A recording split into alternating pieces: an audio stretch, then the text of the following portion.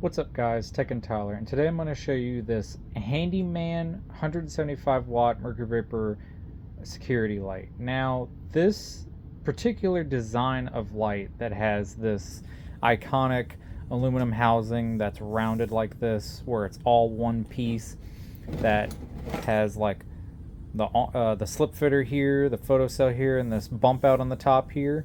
These were made by a couple of different companies, and they're pretty unique because of the fact of like they're just so shrunken and so small versus a normal NEMA head. And this one in particular is made by Handyman, and then also these were made by McGraw Edison and then also Regent.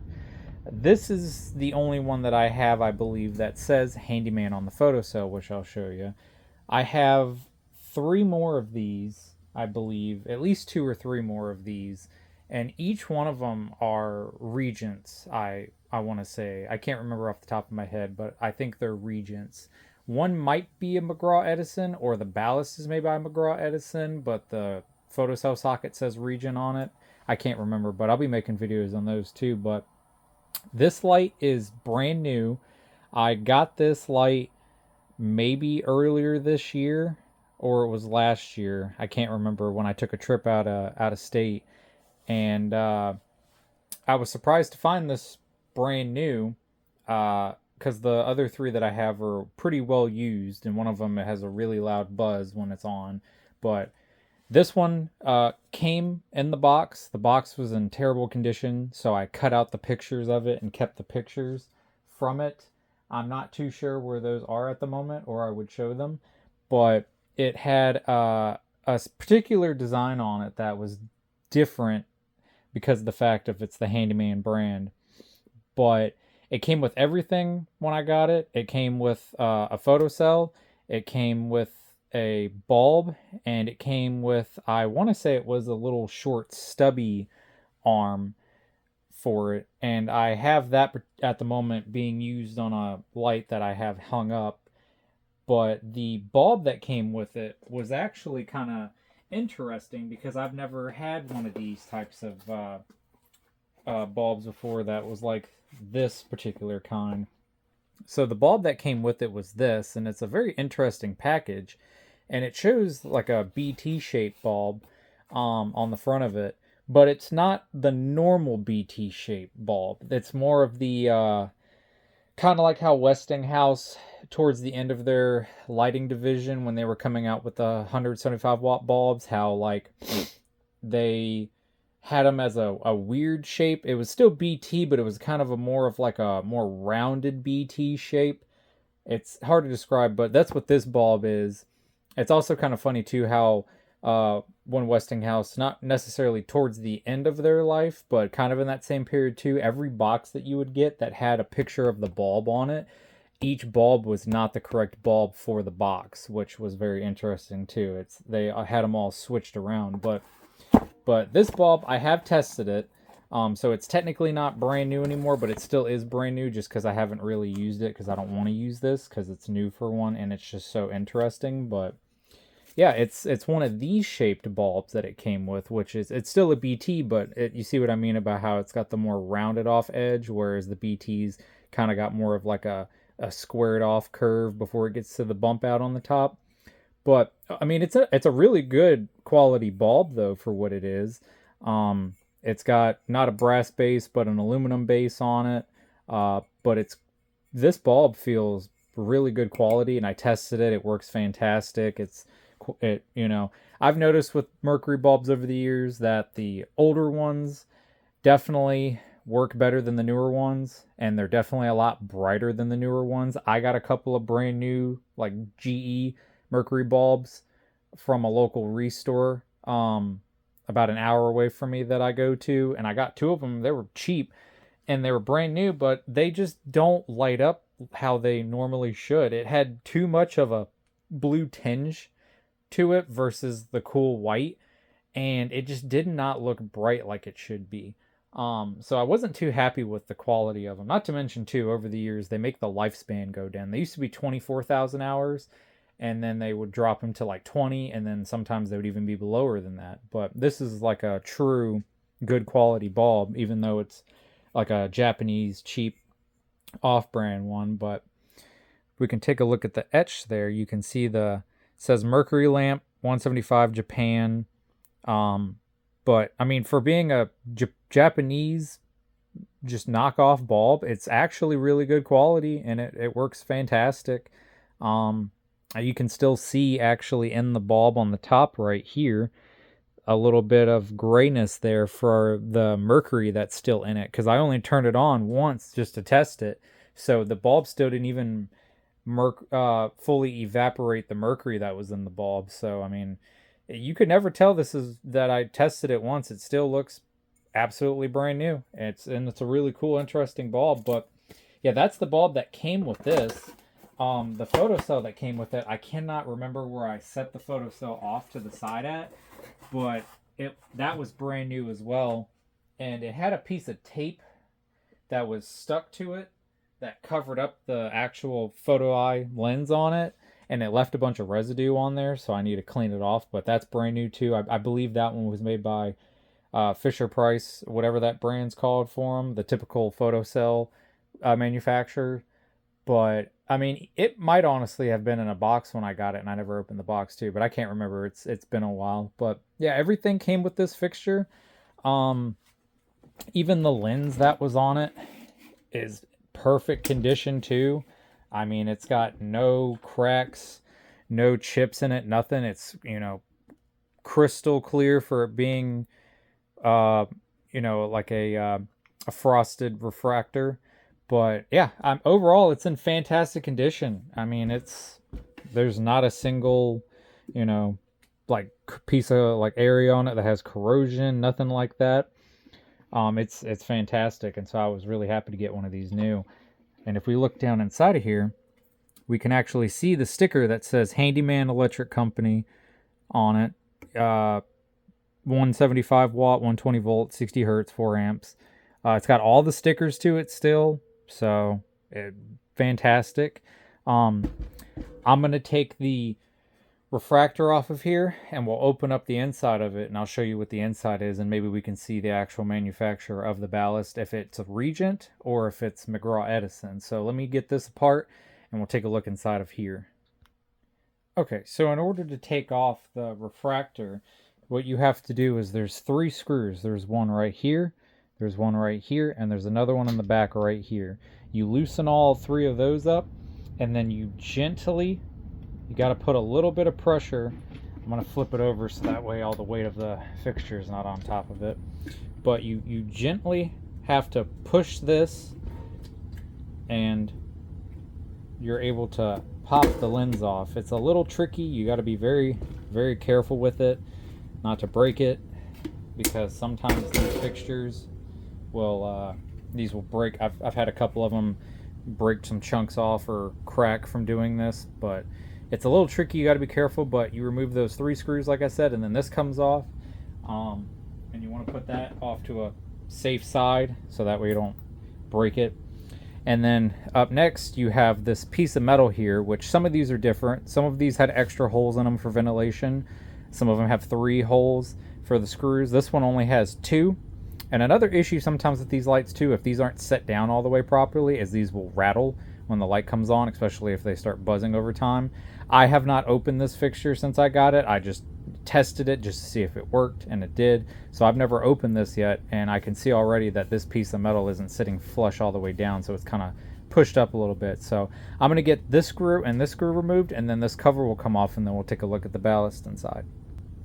Okay, now with the 2 screws removed, you can pop this cover off right here, which shows you the nice old beefy ballast, good quality ballast that used to be inside of these. And surprisingly, this ballast and this one is actually made by Advanced.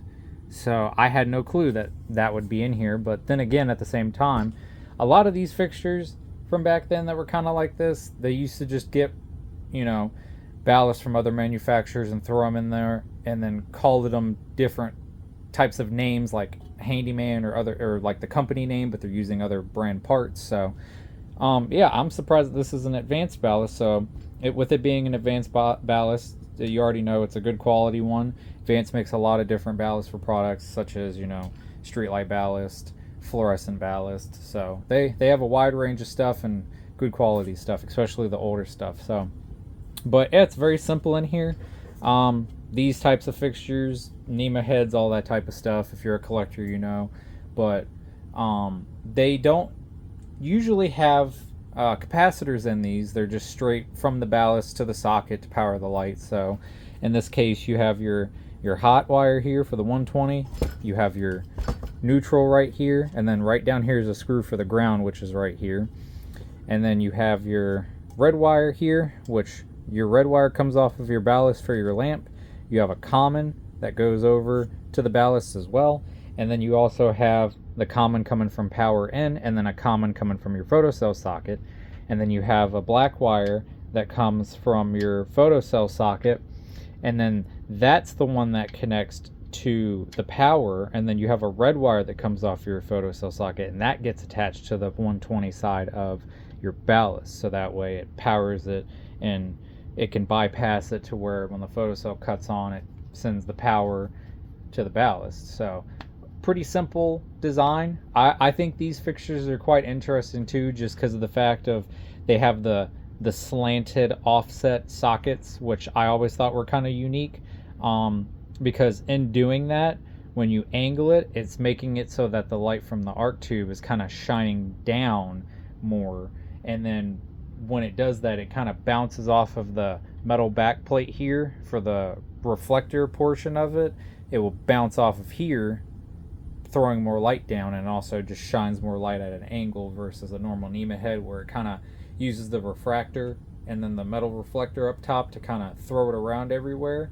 It kind of throws it all in one area, but this is kind of more designed to light up a specific area instead of wasting some of the light back on whatever it's being mounted to. It kind of angles it and throws it down more, and kind of makes it so where the area you're lighting is more lit up with that angle. So pretty unique. That might be the reasoning for it. I'm not too sure. That's just my theory of what that could be, but they'd made a couple of different fixtures like region and stuff like that. They made lights where they were at a slight angle as well. Those ones had plastic housings, and they had a couple that were metal that had them at an angle too. I'd like to get a couple of those one day. I've only ever had two that were like the plastic models. One was, I want to say, was a Regent, and then I think I had another one that was also a Regent. One, I think they were both high pressure sodium. One was a 150, the other one's a 70 watt. Unfortunately, the 150 watt high pressure sodium fixture is missing the mount in a bunch of pieces, including like the refractor and all, so I just took the ballast out of it and kept that, but threw the rest of it away. And then the other one's complete, and that one I cleaned up and had to repair it because when I got it, it didn't work. The ballast was bad in it, unfortunately, so I put a new one in it and got that one to work. But that one has a angled socket in it as well, and I'll make a video on that one eventually. But yeah, overall simple construction for this.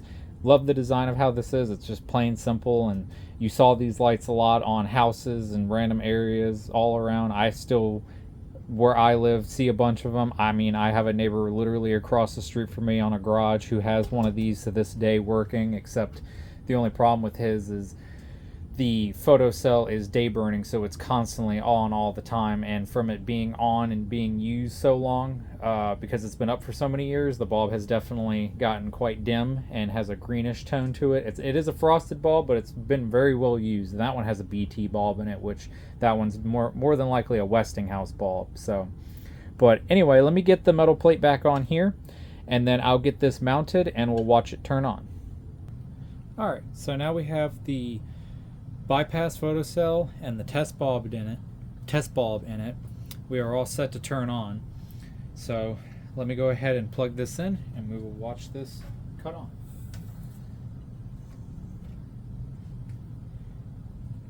And like I said, with this being brand new, it's very quiet. I can hear the ballast a little bit. It's got a slight sound to it, but it's not loud at all. It is very, very quiet. And I'll also mention too, that I probably forgot to mention, even though these lights are pretty cool design and they're very interesting looking, the biggest downfall to the design of this is the fact that this refractor only has the 3 screws, the one here, the one here, and the one on the other side.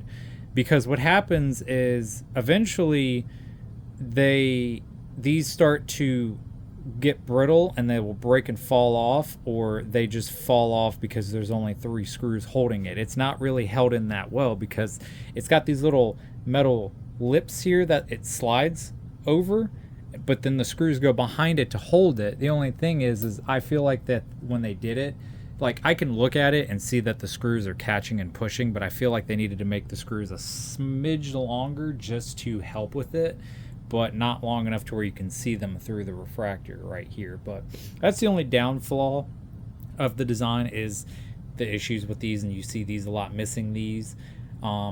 So it's pretty common to see these with just the bulb in it and missing these. So it's very uncommon to see with them. If you do, they're pretty dirty or pretty yellow sometimes. But this one's brand new, so this is clear, nice and clean and clear for being brand new. So I'm gonna let this warm up, and we'll come back when it's at full brightness. Okay, now we are at full brightness, and it does its job. It's full, plenty bright for being a 175 watt light. Like I mentioned earlier, these older ballasts warm these lights up quicker, and they also just they're a little bit more powerful, so they actually, feed the bulb the power that it's supposed to have, versus the ones towards the end of the mercury vapor lines of fixtures that you could buy. So good quality, good condition one. Works great, fantastic. I don't know if you can hear that buzzing sound a little bit that just started. It's due to that metal plate that's inside of here. It starts to cause a buzzing sound in it because of it being metal to metal. So I need to put some like little pads in there to insulate it to prevent the buzzing noise eventually. But yeah, overall great fixture, works fantastic. It's brand new. Does what it's supposed to do. So yeah, just wanted to make a video showing off this Handyman 175 watt mercury vapor light. Sorry I have to keep hitting this. It's because of that piece of metal keeps wanting to buzz. But yeah, keep a lookout for more videos that I post. And yeah, thank you for watching, and like, comment, and subscribe, and thank you.